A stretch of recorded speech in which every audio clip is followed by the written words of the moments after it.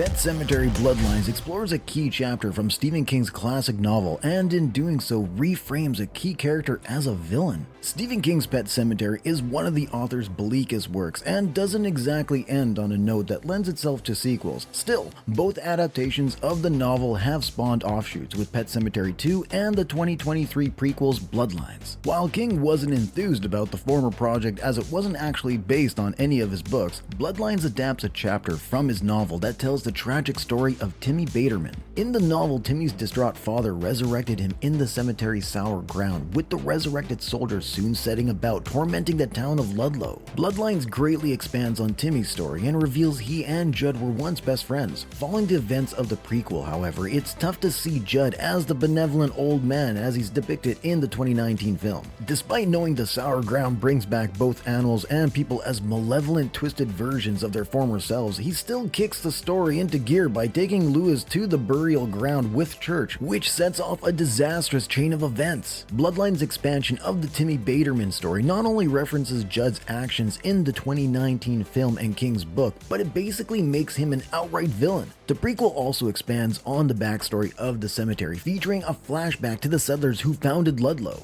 Through reading some diaries from these founders, Judd learns the local tribe built the cemetery as they believed the animal spirits could ward off the evil in the woods. He also learns the story of Ludlow, who was the first settler to find the cemetery and was later resurrected as a cannibalistic monster after being buried there. By the time the 2019 movie comes out, Judd knows better than anybody the dangers of bringing back anything using the cemetery, so he was either hopelessly naive when he revealed it to Lewis, or so lonely and desperate for the Creed clan's attention he was willing to risk damning them to be part of their lives. It's possible Judd had other zombie-slaying adventures in the decades after, which a potential Pet Sematary Bloodlines 2 could explore. The movie's ending frames Judd as a protector of the town, which just makes his actions in the 2019 film all the more idiotic.